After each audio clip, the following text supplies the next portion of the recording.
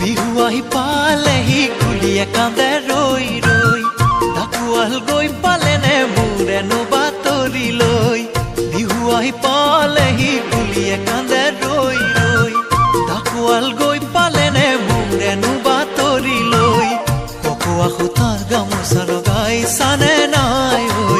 সান্দহ চিৰা খুন্দিবা বিহু যাম ছুটি লৈ দেহিয়া